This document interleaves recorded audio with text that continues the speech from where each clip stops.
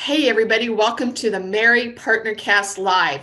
We will be getting started shortly, but I wanted to ask before we bring on our guest that if you learned something from our guest today, which I'm sure you will, before you leave, give us a like. There should be a button somewhere here below the video. Just take a look and click on that.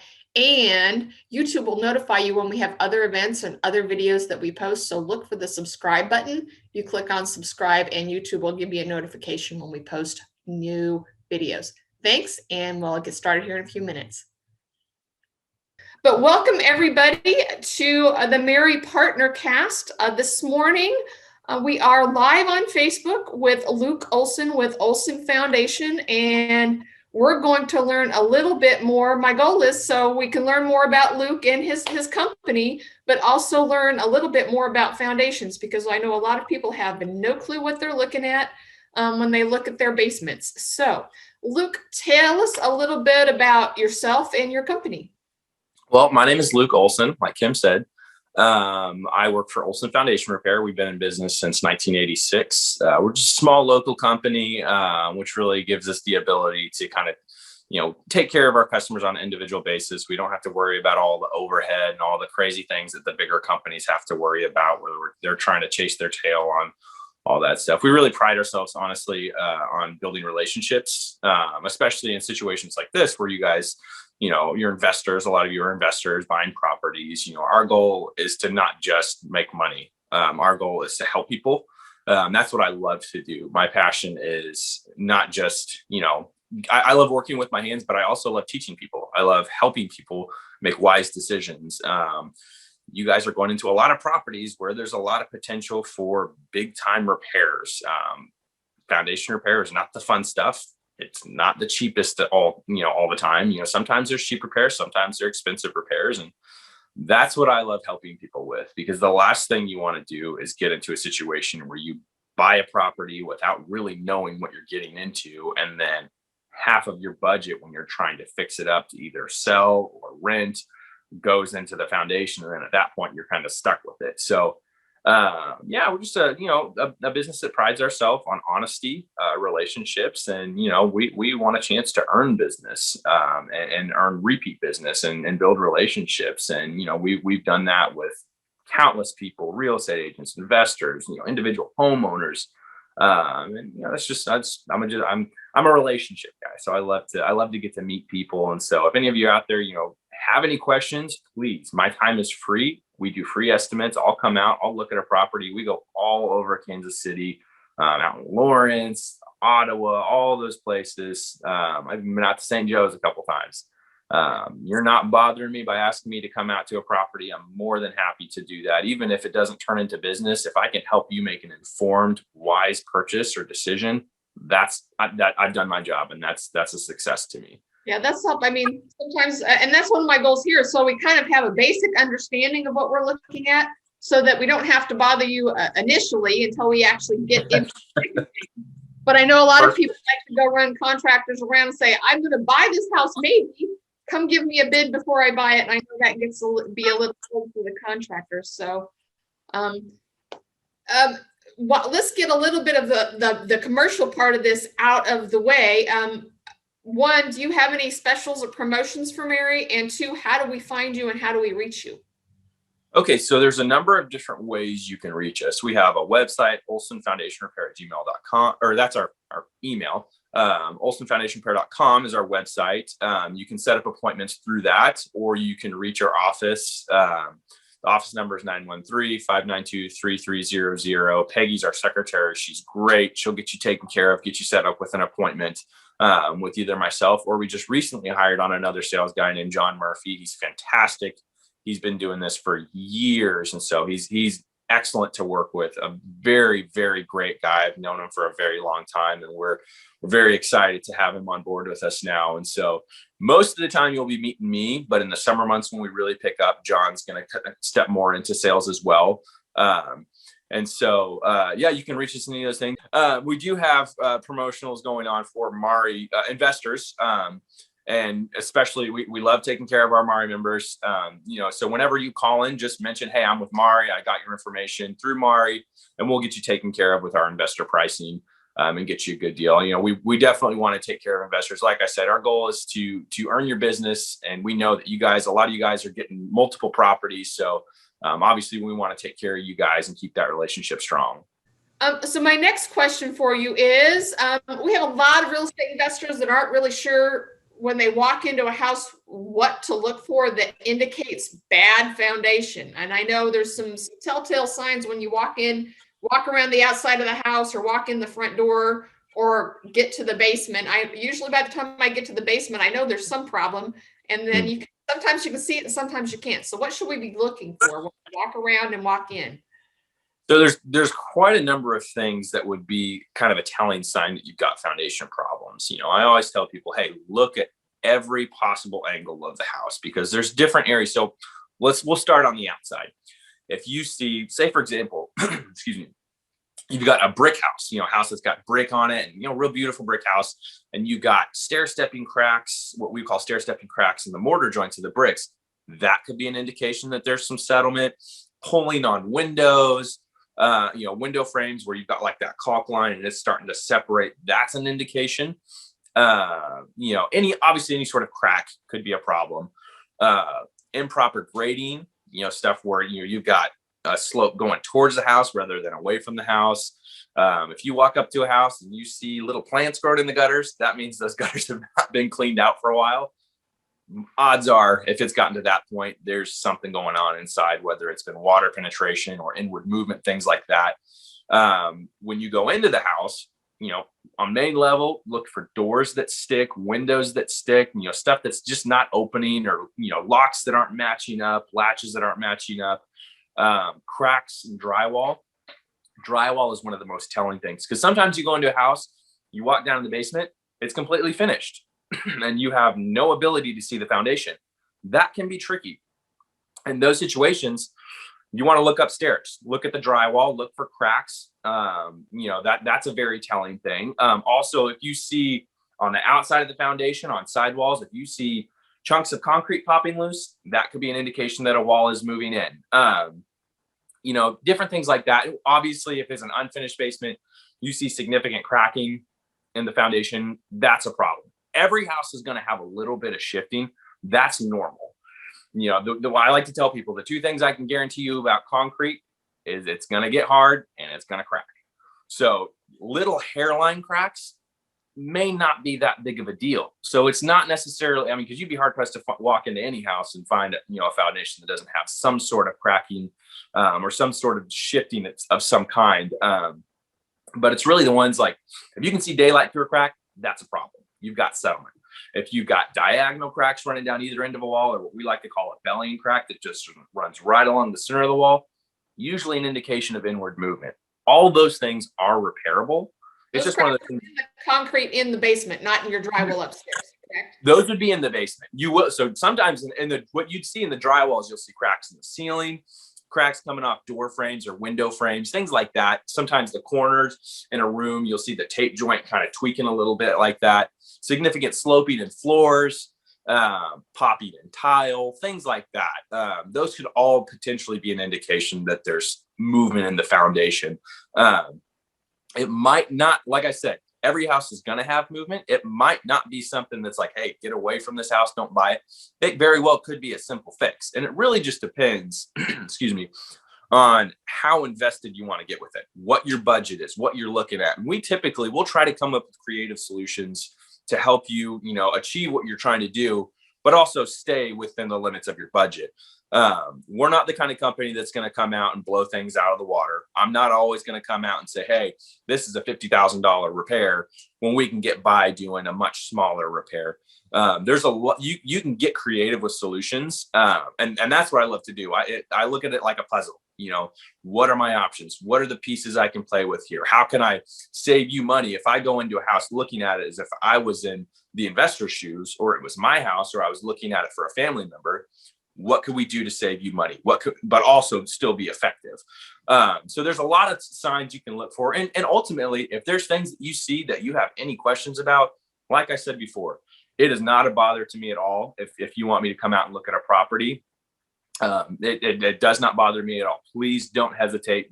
We love to do that. We love to help educate people. And it's also helpful to understand that there's a lot of foundation companies out there, and there are the foundation companies that look for the homeowner that does this once in their lifetime. And then there's the foundation companies that work with the investor and do job after job after job. Yeah. We've walked into households where the homeowner had a bid and it was going to be $50,000 because they were with that retail foundation guy. We buy the house and then we go to our guys that work with real estate investors and the price was like $7,000. So it just depends. You got to have the right person there. And we've talked a lot about cracks, but are all cracks bad? You talked about hairline cracks possibly in the concrete floor itself or in the walls. Are those all bad, or can you just live with them? What would you do with some of those? In some cases, I'll give you an example. So my house, I bought it because it had foundation problems. I was like, hey, I know a guy. I'll fix it myself and knock a little bit off the total. Excuse me.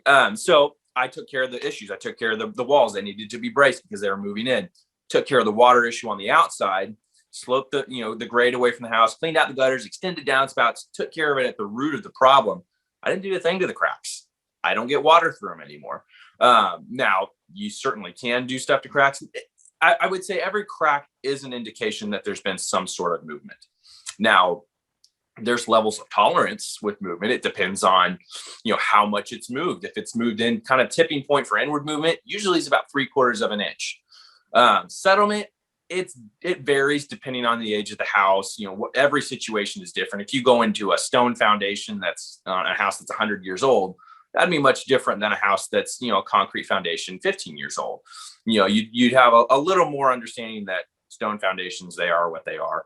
But no, not every crack. You don't have to do something to every crack. Little hairline, especially you mentioned cracks in the floor. So concrete and a slab itself is not necessarily deemed a structural problem unless it starts affecting your steel support post that would be, holding up your main steel girder or wood girder that's supporting your floor upstairs. Sometimes if you get excessive moisture underneath the slab, you'll get what's called heaving cracks. Not a big deal unless it's something that really peaks up. It can become a tripping hazard, or it starts affecting, your upper level because it's pushing up on those posts or dropping those posts if it's actually dropping. And there's different things you can do to help with that. That's just usually a sign that there's either not enough moisture under the slab or there's too much. But all those things can be addressed. Yeah, I know this past summer when it was getting hot, I'm like, man, we got to get out there and start watering the foundation. Yes, that's huge. It sounds crazy, but it makes a huge difference. It's not a guarantee that you're not going to have movement, but you're setting yourself up for success, and you have a much better chance of not having to call me out to Pier a house if you water your foundation. And if you can avoid really, really dry summers in this clay soil pushes against the walls. So that's exactly it. You really want to avoid extremes either way. You don't want too much water, but you can't have not enough. I like to tell people the soil is like a sponge because we have so much clay, like you said. When it gets wet, it starts expanding. That's when you typically have inward movement issues, water penetration, things like that. On the flip side, if you don't get enough moisture, what's a sponge do? It starts shrinking down. So that soil can actually shrink down and it'll leave gaps underneath your footing in between the soil and the wall. And so gravity is going to take over and it just starts dropping down over time.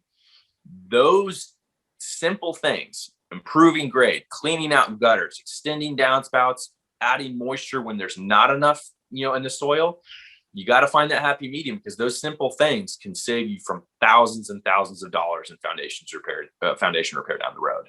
I know one of the biggest issues the home inspectors always have is you got to have splash blocks under those downspouts.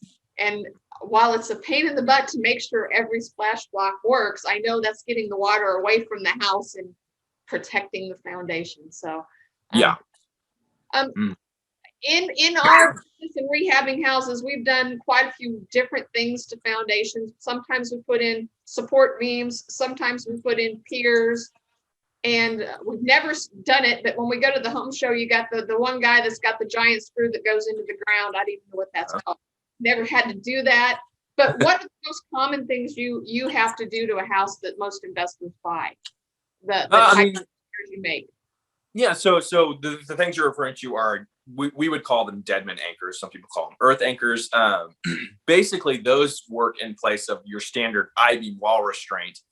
But in an example where you maybe have like a walkout basement and there's no soil to counter the pressure on the opposing wall, or sometimes if it's just a really nice finished basement, people don't want to deal with cutting out all the drywall, and those you really just have to cut out a small section and it's easier to replace. We do a lot. I would say probably our most common things we do are wall bracing, where you've got a little bit of inward movement.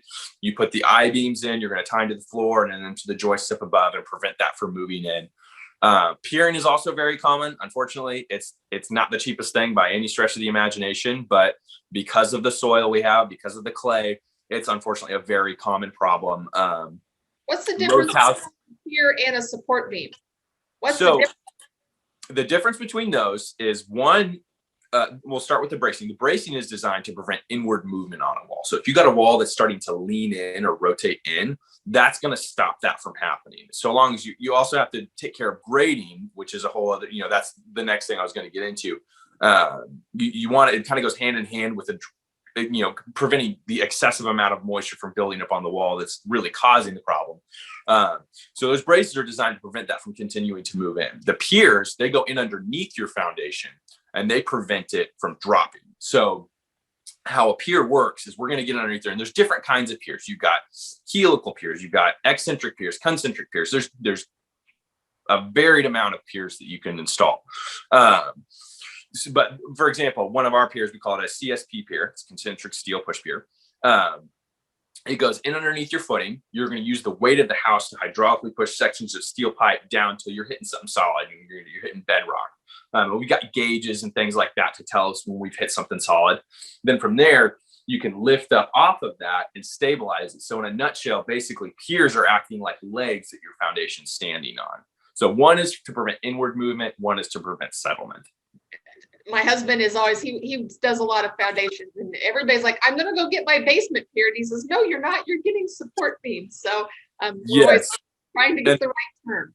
And that's honestly, that is huge, because I've seen it before where for example, we went in and did bracing on a house and we said, hey, these we're putting in vertical wall restraints. The realtor got confused and told people, hey, yeah, we had the house piered. Well, there was no piers put in there. And they, the new buyer was under the impression, oh, we're never going to have settlement because they piered it. Well, come to find out, a few years down the road, the house started settling. They ended up in a lawsuit because they had put in their disclosure and everything that they had the house piered when they didn't. Not a fun thing to get involved in. So you really want to make sure you understand what you're having done. Really read over everything that, any contract or anything like that. And we always try to inform people. That was an unfortunate situation where the homeowner knew, the real estate agent didn't. Down the road when they hired them, and it was just a mix up in verbiage, but honestly, it can get you in a lot of trouble if you don't know the difference between the two. So again, another thing, if you have any questions, call me. That's an easy thing I can help you address. Okay. Let's see. I've talked to this.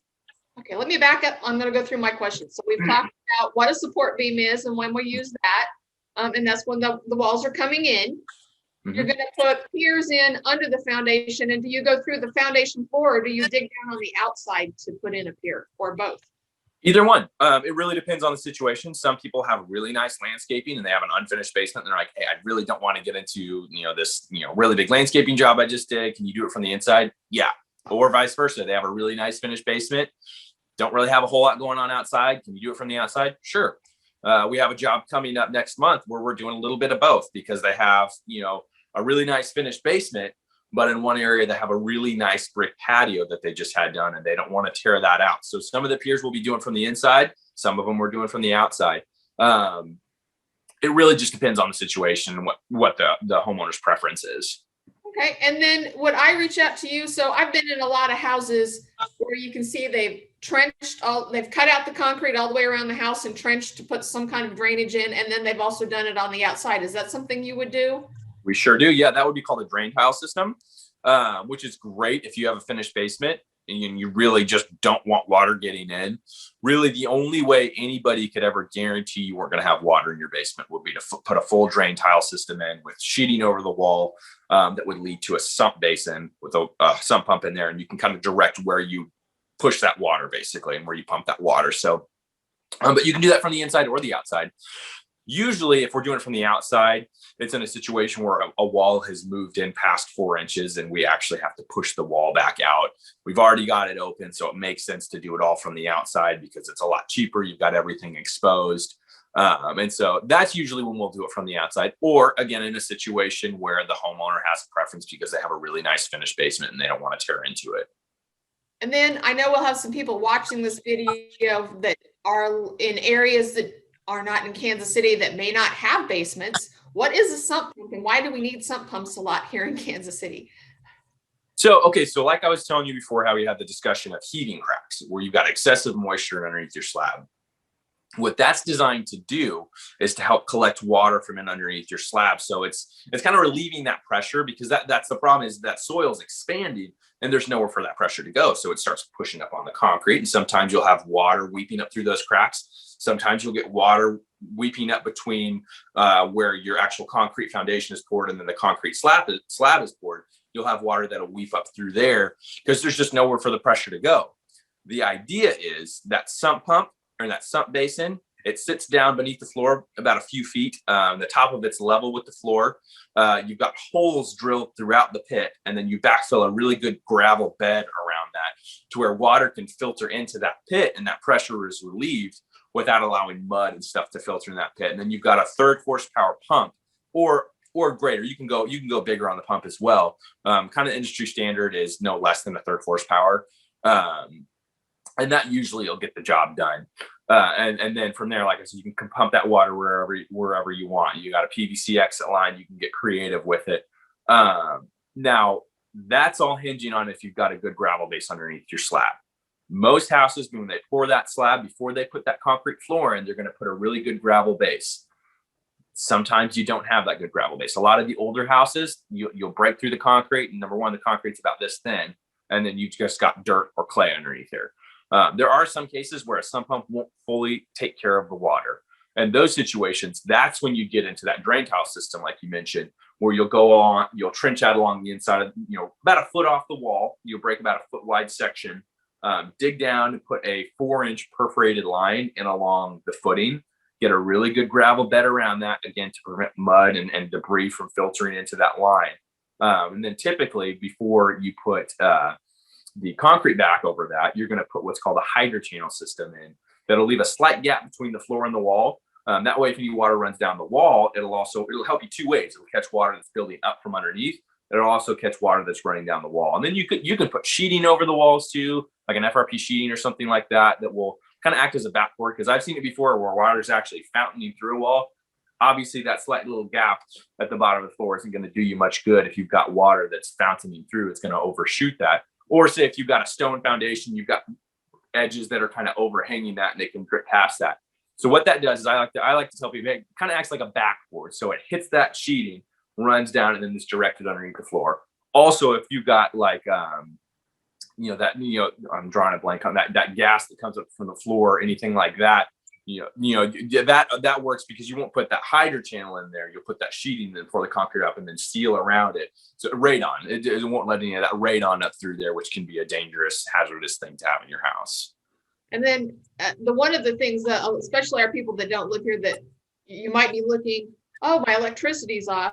That sump pump running, you want to make sure your electricity is on here in Kansas City and that your sump pump is working. I bought a house, and the day we bought it, it was raining, and the sump pump failed.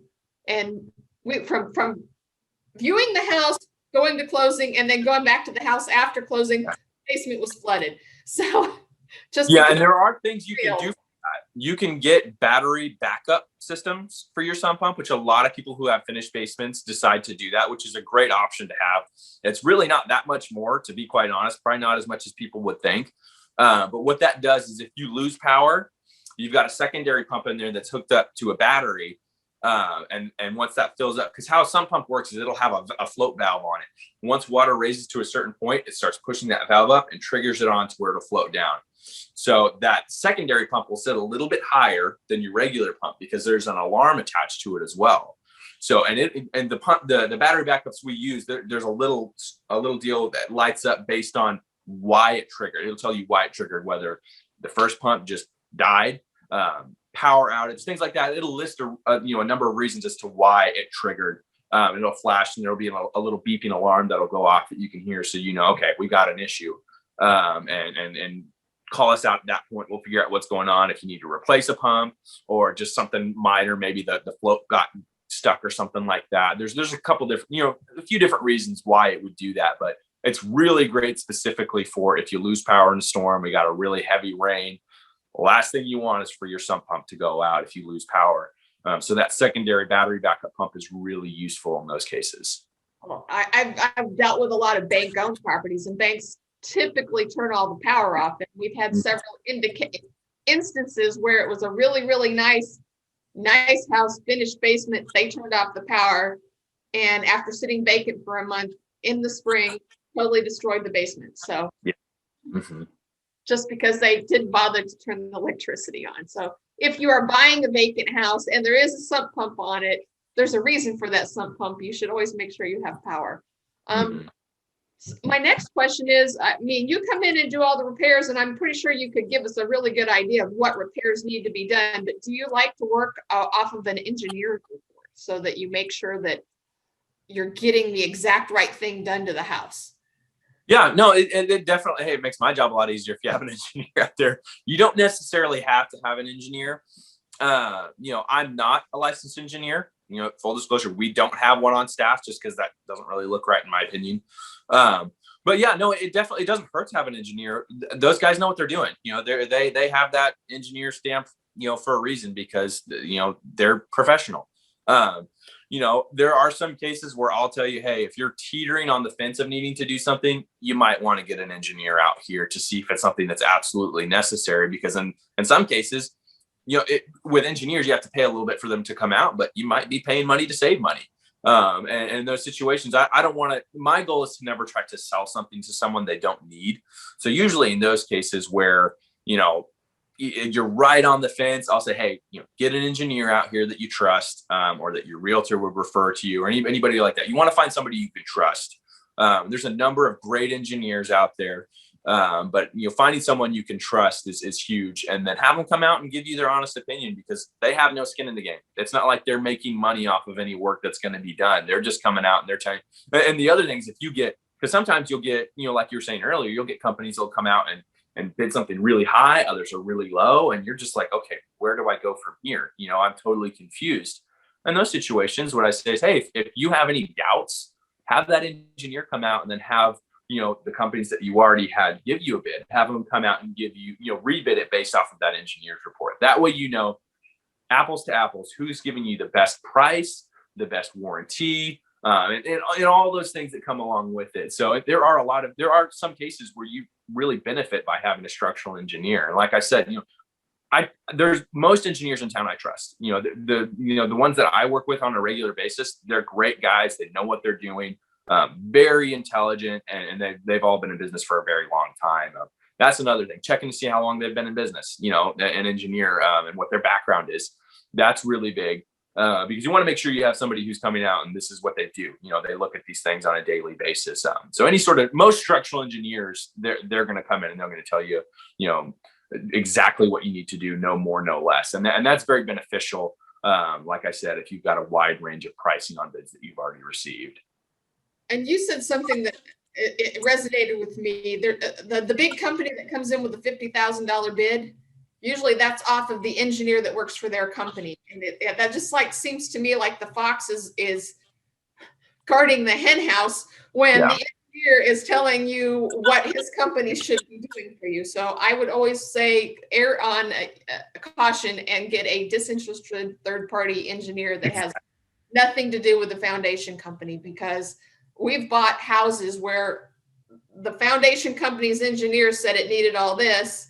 We spent $300 to have our engineer look at it, and he's like, you don't need to do that. You just need to go put in some support beams and bring in a load of dirt, clean out the gutters, you're good. So yeah, I see that all the time. And unfortunately, it's one of those things where usually you get stuck with those reports once they've been written up. So that's why it's very important. Obviously, I would never, but hopefully you'll call me from the get-go.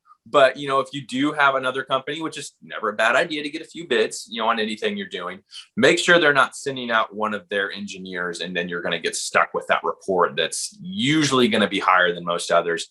Not every company does that. I'm definitely not accusing anybody. There's a lot of great companies in town that may have engineers on staff. We just don't do that just because in my opinion, it doesn't look right. And it doesn't help me in any way because, I'm like I said, I always want people to know that I'm giving them a completely honest bid.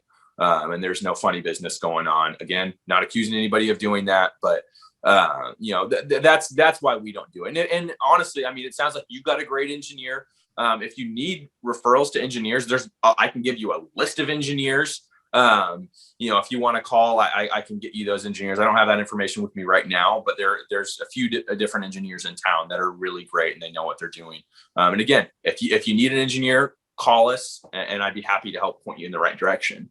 I know if you go to we have a Facebook group for MAREI here in Kansas City, and whenever it's posted, there's like three names that come up over and over and over again. So although one of them I probably guess is getting close to retiring, so hopefully he's hired somebody in his office to help him out. We're getting close to about 30 minutes, and I don't want to go a really long time, but are there any other questions that investors bring you that I'm missing, that I'm forgetting to ask you? I'm trying to think off the top of my head. A lot of stuff involves like pricing and things like that, which would be something that I'd really need to get my eyes on something before I could get accurate pricing. I'm trying off the top of my head. I can't think. I think you've done a great job of covering a lot of questions. And the thing is, if anybody's watching this, again, I know I sound like a broken record. If you think of any other questions, that's my job. That's what I'm here for. I want to help answer any questions you might have, regardless of what it's referring. I'm happy to help in any way that I can. I've got a couple of questions here that are coming in. Well, one, I want to circle back to the engineer, and I want to make sure everybody's listening, is if you're buying a house to fix it and then resell it, one of the best ways to make people more comfortable with that foundation repair is to have that engineer's bid and the repair and the guarantee all in your paperwork, that you disclose it all together so they can see what the engineer said and that it was done. And then Mark is on Facebook, and he is asking, what do we need to look for in a rock foundation and then probably a block foundation? Because those are a little bit different than concrete. So are there anything we should look for in those two types of foundations? So cinder block, pretty typical. You got a lot of mortar joints in those cinder block foundations. They're pretty telling. Any sort of cracking, any sort of separation, offset in the walls, things like that. Those are all indications of movement, things like that. Stone foundations, they're notorious for weeping. It's not uncommon to have a little bit of water weeping through there. One thing to look for, when you're going into a stone foundation, obviously big cracks, that's a problem. But if you go run your finger across like mortar joints between those stones, sometimes if they've been exposed to a lot of water over a long period of time, you'll run your finger across it and it's just sand that starts pouring out. In those cases, you want to clear a lot of that stuff out and retuck point it, and, pack as much good, clean mortar in there as you possibly can and clean a lot of that loose debris out. Because obviously if there's nothing really holding those things together and it's just sand, that's a problem. It's going to be an issue with, you're really expediting movement and structural problems if you don't address that. I know, and I did a lot of work with houses with those 100-year-old stone foundations, and I think I've only ran across one or two that were really bad because they've been there 100 years. They're not going to get worse unless they're bad to begin with. So yeah. No, I honestly, between concrete, cinder block, and stone, the least amount I see is stone foundations. Those things are built to last. They're twice as thick as any other kind of foundation, and they're just absolute tanks. They need some touch-ups here and there every now and then. Sometimes you'll have issues. They're not perfect. No foundation is, but those things, they are solid for the most part. And then the cinder blocks, you probably have the most problems with those because they tip over. Yeah, well, there's just so many weak joints. Basically, the idea behind those is back in the day, they were trying to throw up houses quick and inexpensive, and that was quick and inexpensive. And so, I love Prairie Village, probably not for the same reason as other people, because there's a lot of cinder block foundations there. We do a lot of work there. Great houses, great neighborhoods. Anything can be fixed. Any foundation can be fixed. Again, it doesn't matter what kind of problem it is, what kind of foundation it is. You can fix it. Again, it's one of those things where how invested are you really wanting to get, though? But yeah, I mean, those are some things to look for with cinder block that would be different than like a concrete, because obviously concrete is just solid. The cracks are pretty obvious in those. But cinder block can be a little bit different just because there's so many weak mortar joints in that. Same with stone. But yeah, typically that just look for cracks, any sort of offset or things like that. Bulging in stone walls, or it looks like it's bellying in a little bit. That could be a problem. But yeah, any cracking is usually, a reason to at least give me a call or shoot a picture over through email, and say, hey, what do you think about this? Is this something I need to be concerned about? And I'll say, yeah, I'll come out and look at it, or no, I wouldn't sweat it. But yeah, just reach out to us with any of those kind of questions. And your website again, so we can reach out to you? OlsonFoundationRepair.com. Then our Gmail, you can also, or our email account, you can also reach us, OlsonFoundationRepair@gmail.com. Our phone number to the office is 913-592-3300. Any of those ways are great ways to reach us. You can set up an appointment through any of those. But yeah, we'd love to have an opportunity to get to know you and hopefully do some work for you. Thank you for joining us today. We have some great information on foundations and you've educated us. So hopefully people won't go in and buy a disaster without asking you a question first. But I know when I first started, we were very much, let's not buy any bad foundations. And then we accidentally bought one and it was fine. We just got the engineer's report. We got the foundation repaired. And especially in areas where there's a lot of foundation issues already, like Prairie Village, every house has a fixed foundation. So it's common. So, don't be afraid of the foundations, but be cautious. Don't just jump in on your first one and don't go in for a big disaster. I walked into one house with an investor that I was terrified that it looked like a pizza cutter had gone to the wall.